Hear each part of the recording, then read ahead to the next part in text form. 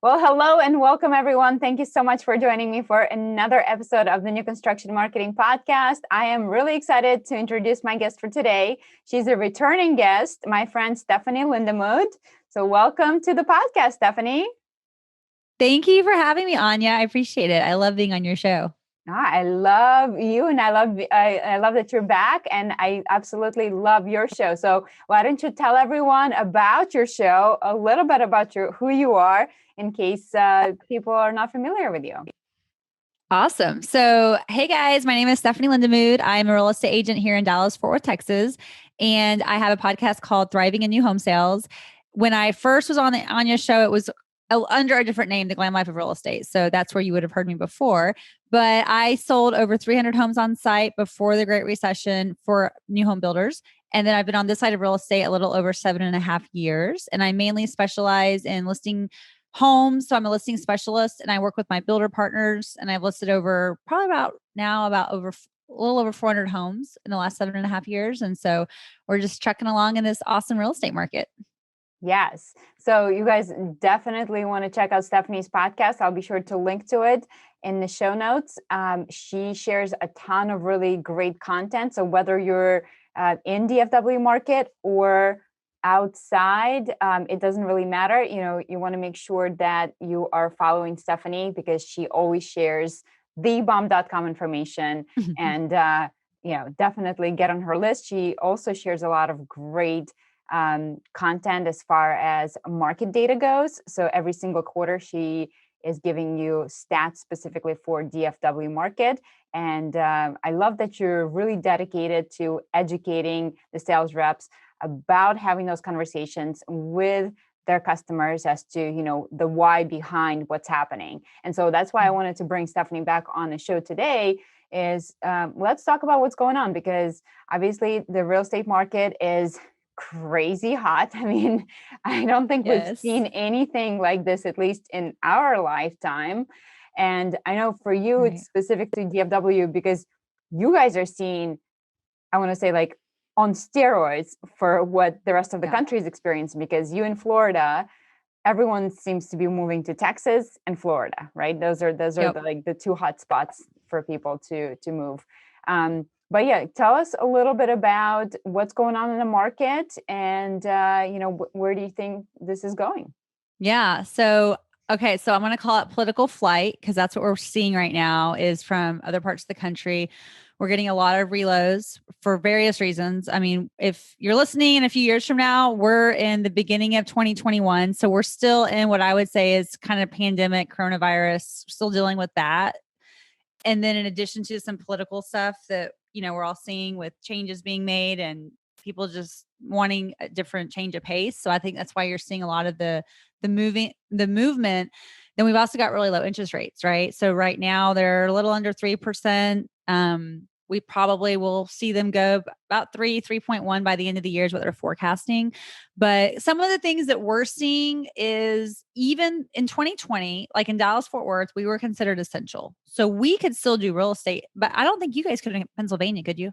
No, so we could not. We were shut down for a while, but now we are considered essential. So there are still a ton of rules, as I'm sure everywhere else. But yeah, at least we're essential. Okay. So when Corona hit and like this time last year, essentially, we kind of didn't really know what to think about it because it was like, okay, great. Everyone just stays home for a few weeks and then we all go back to work. Well, and that really didn't happen. So we didn't know what was going to happen with the real estate market. And it actually started just getting kind of busy. Like sellers wanted to still sell. We were just doing virtual appointments. And so that just trend kind of continued.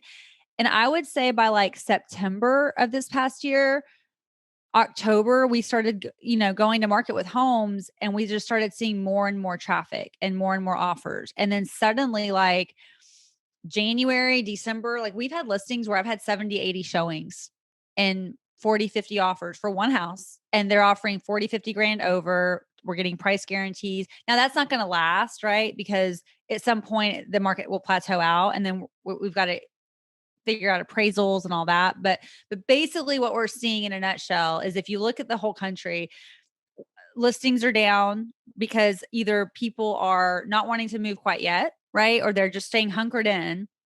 Listings are down across the country. In Dallas, Fort Worth, they're down 50 to 60% of what they were this time last year. And then we also, our days on market are super low. So across the country, I think it's right under like 4 months, depending on when you pull the data. I pulled data for Dallas Fort Worth area, like in the middle of January, and we were like at less than a month's supply. In most markets, we have like 0.8 months. So literally like 3 weeks of inventory on the market. A balanced market, 6 months, right? That's But crazy. the problem is, to be totally frank, and I'm not negative and I'm not super positive. Like I'm pretty realistic about stuff. So I'll look at stuff and it's like the glass isn't half empty. It's not half full. It's just, it is what it is. Like the crazy thing is everyone's like, oh my gosh, real estate's so hot right now. But the problem is it's like, it depends on who you are, right? Like it's like toilet paper in 2020. The people selling it and making it, it was awesome for them. But the people trying to get it, it was like hell on earth, right? That's what it's like right now. If you're a buyer, it feels like a nightmare trying to buy a home because you're competing against 20, 30, 40 other people. And why is that, right? Is it just, it's not just Texas and Florida, because there are other cities across the country that are feeling this. A lot of it's the low interest rates. The millennial buyers are now able to buy homes, like their generation's maturing, and we're like barely millennials, right? Can we say Yeah, that? we're We're like we're just, barely. yeah, we're like on a cusp, which yeah, I don't know if I consider myself millennial. It's But so they're starting to they're growing and maturing, and they're starting to get to a point where they can afford homes. And then you also have kind of this flight from, I'm in an apartment. Do I really want to stay in an apartment with coronavirus? Like there's all these factors, right? I'm in the city. There's maybe some social unrest I'm uncomfortable with. Maybe I want to buy a house and be in the burbs now. And so there's a lot of layers to, I think, what we're seeing. I'm seeing our older clientele, they're really not wanting to move right now because they don't want to deal with people in their home. Maybe they're higher risk due to health reasons. So all the demographics are it's interesting to kind of watch, our families where they have to buy a home right now. They are the ones out looking, but kind of that perspective buyer where the stars align, if they find the perfect home, I'm not seeing that happen as much because there aren't any inventory homes. Like the builders are sold out in our market to where they are shutting down sales offices, they're putting people on waiting lists, or they're taking away incentives, or they're raising prices because they're just trying to slow it down. Because then we've got material issues, we've got cost issues, a whole other thing of topics we'll talk about. We've got lots that are maybe not developed and ready because when this hit last year, people, deservingly so, presidents of companies, they didn't think housing was going to boom. They were afraid it was going to bust, right? Because right. what does this remind us of? '09. But what happened in '09 was we were giving loans to people that shouldn't have been getting loans. Hardly anybody had equity in their home and the prices were running up, right? So when it crashed, people just dumped their houses. That's not the case right now. The occupancy rates, the vacancy rates at an all-time low.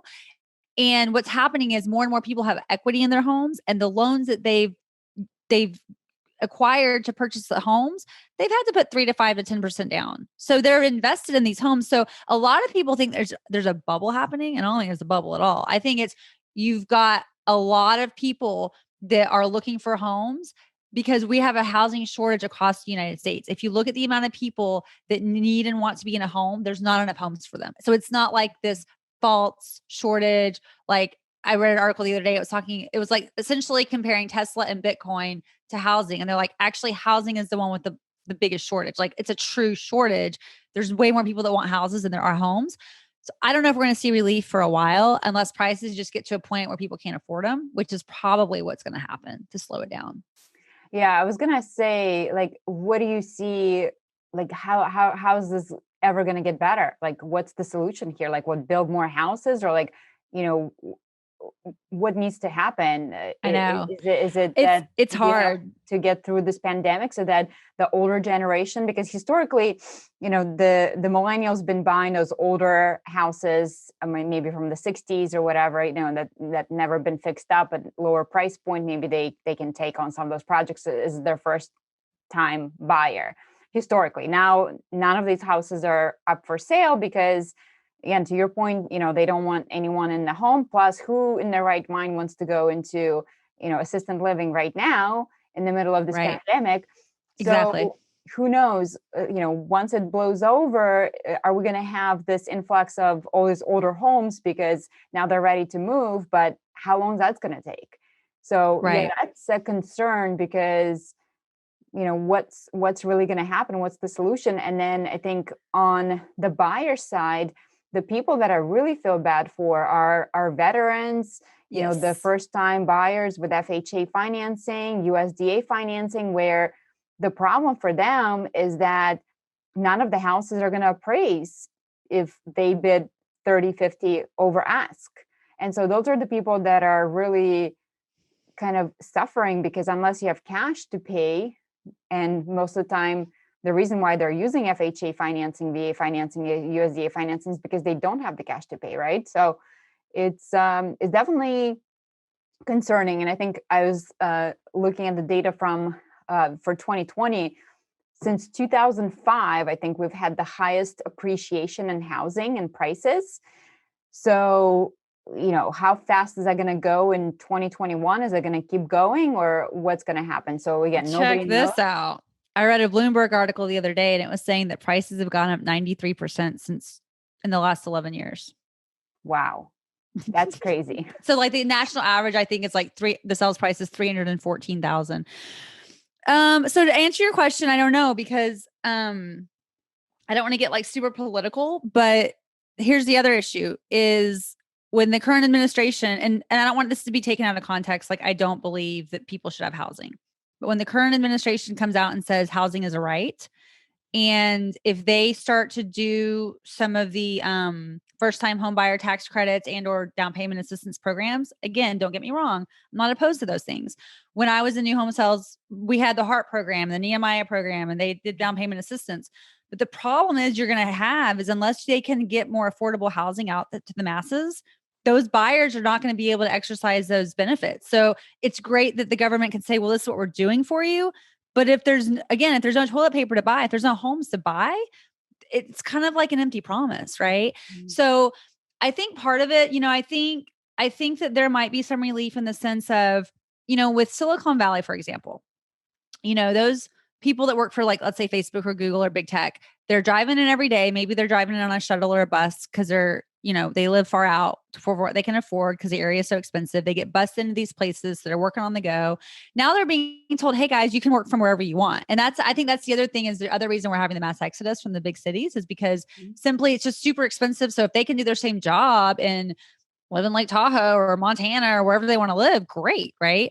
Well, what does that allow? That allows people, if they want to live in more remote areas, perhaps that are maybe more affordable. So I think what we might see is a situation where builders are going to possibly go out, and I'm going to always be more builder centric, especially in Dallas, because we have the land, right? So in my mind, it's not going to a city that's landlocked and figuring housing out. It's like, we'll just move out. We'll just move out to another city that people don't really go to right now because it's 30 miles from downtown. But that's probably going to be the route a lot of people take to get more affordable home housing. And if they're not tied to a city or state to have to live to work, then I think that might help the situation. But what does that mean? We got to get lots developed. We've got to get the trade base in, which, like for Texas, I believe that people should be here legally, but if you lessen immigration policy, we're going to get more people that can build houses faster. Let's just be real, right? And they're probably going to do it more affordably than if we have like the unions from up north. So there's a whole lot of factors. So like after the recession and housing went bust, a lot of our workers went back to Mexico and didn't come back because the work wasn't here. So now we have a labor shortage and we've had strict immigration laws, which I agree need to be here legally. But if we could figure out a way to get people over here quicker and they're here legally and that's all good, then great. But we don't have the labor force to build the homes. And then you got this little issue with coronavirus with, oh, by the way, bricks back ordered for 8 months and I-joists aren't in because the mill shut down. So there's so many layers. And the great thing about housing is it's the engine for a lot of other things in the economy. Mm-hmm. The problem, but right now it's so I think to answer your question, we're not going to know for a while, because even if we figure out land, we got to figure out labor and materials. And then even if we figure out that, we've got to figure out other things. So I think it's just going to be time. I think it's just going to be a process. With rates being low, that definitely helps with the affordability issue, because as prices go up, if the rates are still lower, if you can afford $2,500 for a mortgage, does it really matter if your interest rate's 3.25 and you're paying 400, or if your rate's 3% and you're paying 375? Like, it's just, the numbers will work itself out if rates stay low. But I think if they raise rates, which I don't think they can right now, I don't think the economy is healthy enough. I think that's where we're really going to get into trouble, because I don't think the costs will be able to go down from what they are. Mm-hmm. Yeah, and so obviously you guys have been hearing a lot about the cost of lumber going up and just shortage of materials. And obviously we have kind of two causes here, right? We have the issue of pandemic and mills being shut down, and as a whole, I think most of the people running the mills were thinking, oh shoot, this is going to be a recession, so Right. stop production, where the opposite happened. And two, we have these extra tariffs on lumber from other countries like Canada. And I know, NHB has been pushing and working with our government to try to ease some of those tariffs. And I know they were successful on the Canadian front, but still you're paying, instead of 20%, maybe 12% tax, so that adds to the cost. And we do have new administration coming in who, again, I'm all for go green and trying to preserve our planet for our kids. But it's also, when you have stricter rules around some of the environmental issues, that's going to cause problems for lumber production here in this country too. So I think we have a whole pile of issues going on here in the housing that it's going to be definitely interesting to see what happens. But one of the things I wanted to do today is to really talk through why the builders are increasing their prices. Because I know you guys sitting in your model home and you have customers coming in, and you may be having conversation with them that, hey, if you don't buy right now, tomorrow my price is going up by $5,000-$10,000. And it's not a sales tactic. I'm not trying to close you here today. This is the reality. And I think a lot of buyers don't understand what's going on, right? They may be hearing some of the stuff that's happening, the hot market, but they don't really understand where we stand. So I thought I really wanted to bring Stephanie in today because she's living, breathing this stuff. And I think you have such a great way of explaining those things, so that when you guys go back to your model home, I really wanted you to be equipped to say, like, hey, Mr. and Mrs. Customer, this is what's happening right now. And this is why you need to act right now. And if you don't, these are the potential consequences, so that you understand exactly what's going on. That I'm not just saying this to you and then tomorrow you're going to come in and be mad at me because, price in fact is $10,000 higher and you didn't act on it. But right. I think we have to act with compassion, and we have to continue to educate our buyers and prospective buyers, because, hey, maybe they're not buying from us today, maybe tomorrow, in 6 months, whenever the market turns again, you don't want to piss off those people. So right. I guess let's talk through some of the things. I want to kind of attack from a couple of different angles. So, we have an issue of no inventory and influx of buyers buying new construction. I guess let's see, how do we talk about this? Because I've been saying to people that, hey, lack of inventory in the market's been a great thing for new construction, which it has been until we run out of homes. Because, typically people say, well, new construction, you're paying a premium. But when you're competing for an existing home in a resale market, you're also paying a huge premium, because now you're one of 20, 30 offers, and you have to go well over asking price. So you are paying a premium for that house. And then guess what? Another thing that happens is that now you have to make your offer more appealing. So you're doing things like putting more money towards the loan instead of keeping that money to maybe fix up that house down the road.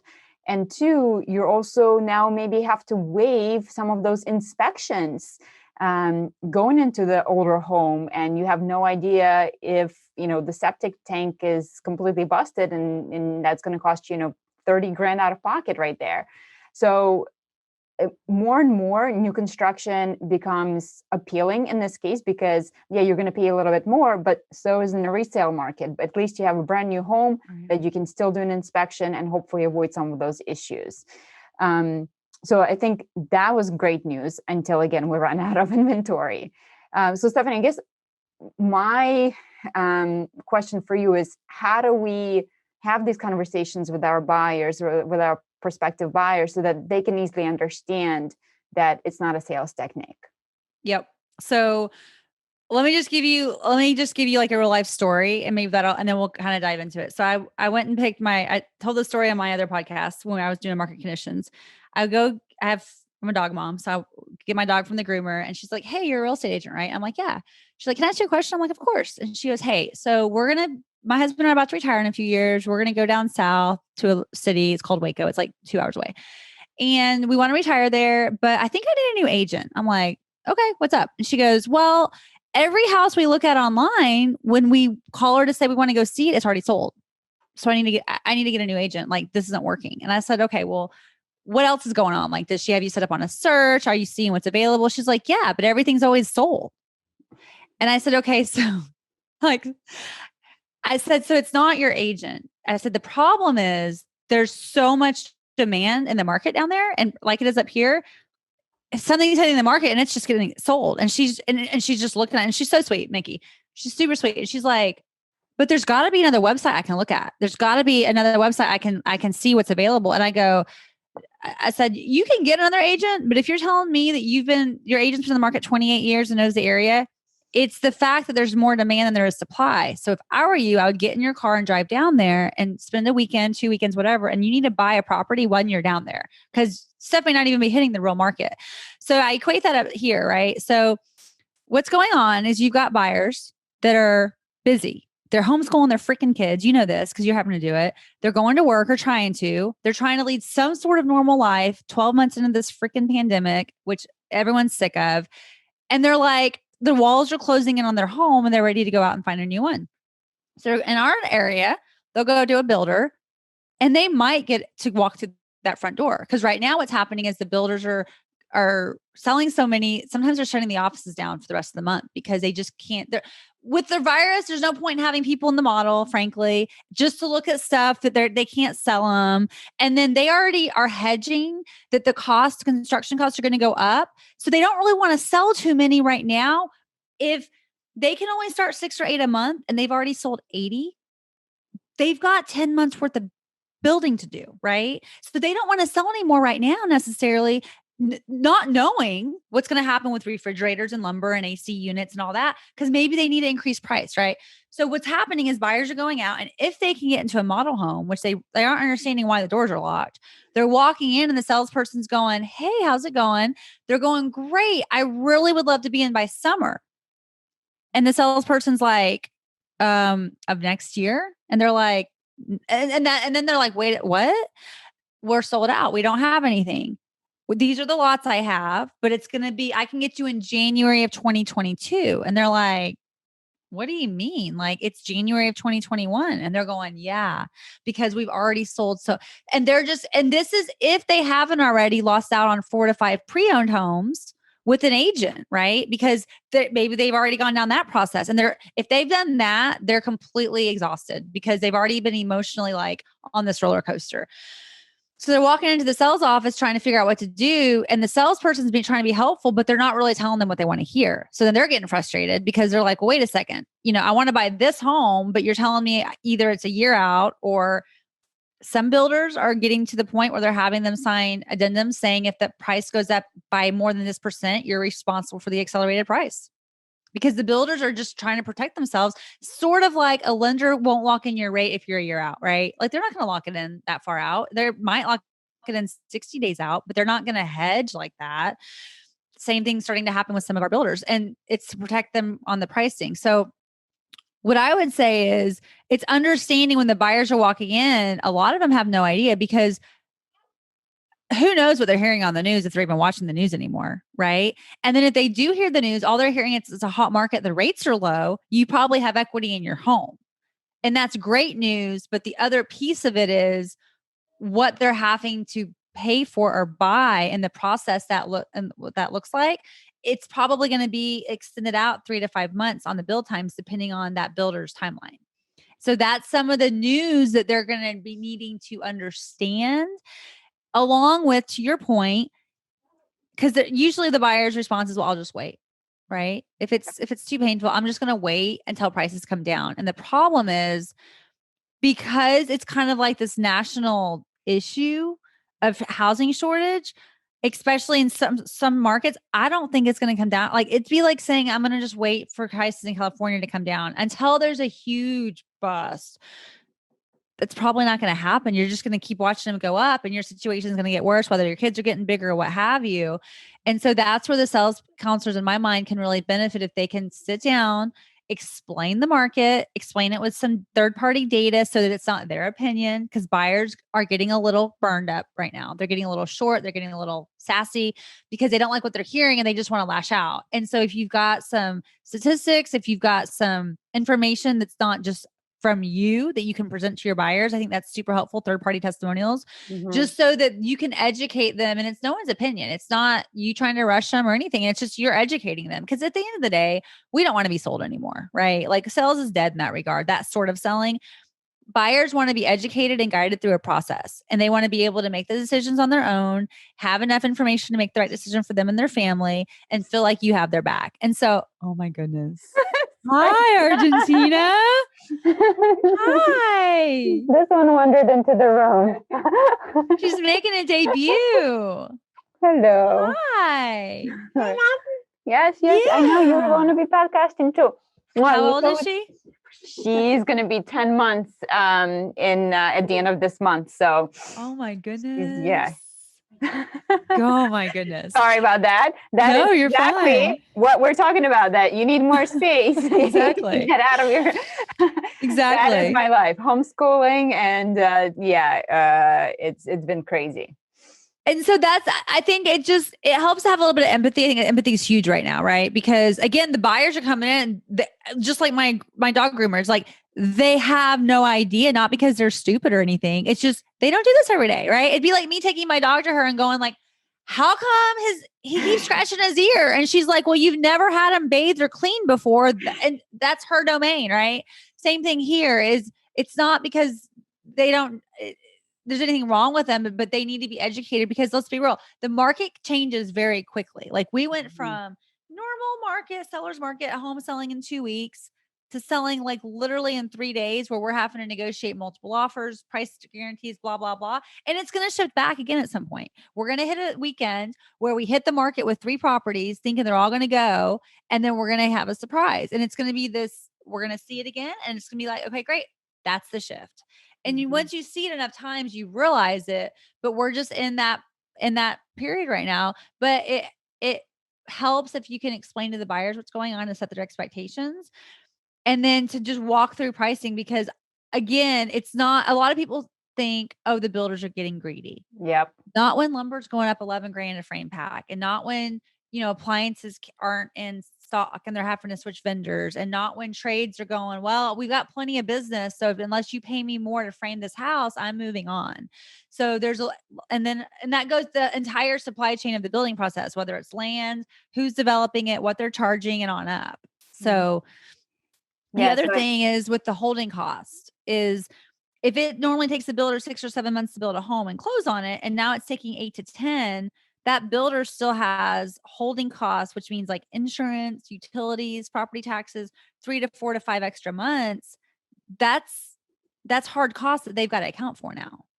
Yeah. And so I think, you guys, it's really important that not only you have that conversation with your prospective buyers, but also reaching out to your backlog. So people who bought from you, people whose homes are going to be built. Because I think that is something that, maybe they bought, say, 6 months ago when things weren't quite so crazy.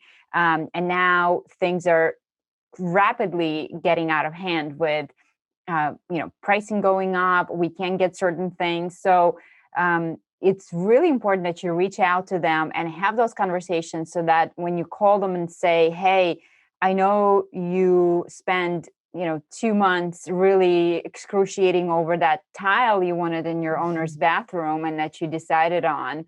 Well, guess what? That tile is no longer available. You have to order a new tile. And guess what? Now you can only choose between these 5 options. Right. Just understand that they may not be exactly thrilled with you, Right. and that they may not react the way you would expect them to react. But again, they don't know what they don't know. And so your job right now is to really spend time reaching out to your backlog and having those conversations about what's going on in the market, what's going on, how it's affecting the build time, how it's affecting the things that are going into their home. And oh, by the way, Mr. and Mrs. Buyer, how's your life going? What's going on with your jobs? How's homeschooling? What about your home that you needed to sell before moving on? Or, did you sell that house and now your new home is not going to be ready for an extra 3 months? Mm-hmm. And where do you go for that 3-month period? So just as far as damage control, it's a lot easier when you get in front of that. Right. And we're seeing that. I mean, I've got clients where we've sold their home and their new, which is great. They're super happy. Their new home has been delayed a few months due to permitting issues. And it's like, you can just see, I mean, they're stressed. They're not liking it. I think a lot of it's keeping it in perspective. And what I always tell my clients is, look, some of this stuff, it's a temporary pain to get to the end goal, right? And the end goal is you're going to be in a home at historically low interest rates. And even if something gets discontinued at the end of the day, and I'm not trying to minimize it, but it's not life or death, right?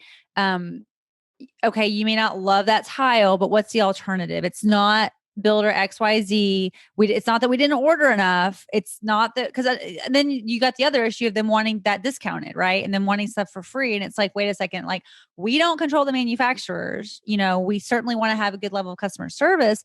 But at the same point in time, like, it'd be like me asking Costco to give me a discount on something else I bought because I don't have toilet paper. And it's like, they're just like, we don't have access. Like we but you know what I'm saying? Like, it's the same thing. Like, the builders don't control the brick, but they're the ones getting salesperson, construction managers, the ones getting the flack from the customer because they're the messenger, but they're not the supplier. They have no control over whether that brick, that granite, any of that's available. All they're able to do is facilitate making a reselect. And so I guess what, if I could say anything, it's try to be as emotionless as possible from the standpoint of it. I know it's hard because everyone's, it can be stressful, but if you can just be more as matter of fact as possible, have empathy, but not getting so intertwined in the drama, because that's what it's going to be right now for a while. It just is what it is. And trying to set as proper expectations up front as possible. There's going to be stuff that you can't predict. Like, you can't predict that, hey, we just don't have this fridge for 4 months. We got to pick a new one. Like, I've got a cabin right now that I ordered outdoor furniture for 6 months ago and I still don't have it in. It is what it is. Like, we'll get it at some point, hopefully, but there's just things we can't control. I'm just glad everyone in my family is safe and healthy though. So I think it really does. You gotta keep it in perspective. Yeah, for sure. And I'll give you a little story on what I'm dealing with at home. So Labor Day weekend, we decided to upgrade to a new mattress. We've had our mattress for a while, and we had a queen. And for the longest time, we thought, hey, it'd be great to go to a king. So we did. So, of course, we had to upgrade our bed to a king size bed. And we did. So I ordered the bed, and it was like 2 months later, the bed showed up. And so we threw away our previous bed to make the room for the new bed. They came in, installed, and while they were installing, there's a part missing. So they're like, okay, we're going to take this bed away. In 2 weeks, you'll have a new bed. Oh, no. And this was, so let's see, we ordered in September, and now it is February. So we've been literally sleeping on the floor on our brand new mattress for, I don't even know how many months it's been. And so I got to the point where I was like, okay, I just want my money back at this point. Like, let me go somewhere locally to just buy a bed instead of like ordering from somewhere. But the issue that we're having is that same deal. Like when I go to a regular store that would normally have like, we call it the dump. Yep. We have that here. Yeah. Yeah. So it's like it would have all the overflow from like Yes. whatever they don't It's more like sell. cash and carry. Yeah. Yeah, like no, they went to the model of it's something is on the floor, but we may not have it in stock for whatever. And so that's the issue that we're running into now. It's like, okay, we got to order a brand new bed and deal deal with that, or do we look locally? And it's been a nightmare. So I can only imagine what model decorators are even going through. It's insane. Yeah. Yeah. So, I think a lot of it, I think 2020 was a rough enough year in some regards. Unfortunately, I feel like 2021 may be just as rough, if not worse, but just in different ways, because we're not getting out of this stuff as quickly as I think a lot of people hope for.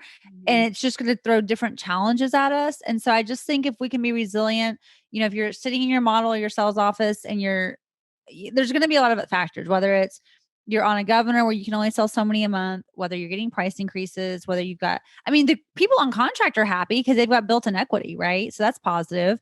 It's if you've got customers that have waited and they're now coming back, or maybe programs or promotions have changed since they initially came in. It's having those conversations. At the end of the day, can you basically be like, well, great, if you don't like it, you can leave, and where are you going to go? You could, but that's not really going to get you anywhere with the customer. And they may still end up buying from you because they don't have an option, but you don't want that type of relationship with your clients. Right. And so I think if you can just keep it as empathetic as possible, but still just being matter of fact, I think that's a win, because again, there's only so much you can apologize for, frankly. And I feel like sometimes the more you apologize, the more customers expect. And it's I like, well, agree with you. like with being respectful, it's like, hey, you can empathize, but you don't have to bend over backwards in a manner where it compromises kind of your position and integrity, from the standpoint of the buyer's not always right, and the buyer doesn't need, they need to understand what's going on and where things are and have proper expectations, but it goes both ways. Does that make sense? Yeah, absolutely. Yeah, sometimes I agree. The more you apologize, the more it makes it seem like it's your fault. Where in reality, hey, explain what's going on, apologize once, and move on. Like have them make a selection. So I think the bottom line is it's more important than ever before to make sure that you are communicating with your potential buyers, that you are communicating with your backlog, and you're really explaining to them what's happening, because again, more than ever before, they don't know what they don't know. And this is not something that they do every single day. And it's really your job as the expert to educate them. And when you educate them, I think a lot of them are going to have that aha moment and be a lot more patient, a lot more understanding, a lot more appreciative of the fact that they were able to buy a home, and then things are moving along for them. So, and I think the same thing with real estate agents, right? Like you're going to have real estate agents calling, asking about inventory.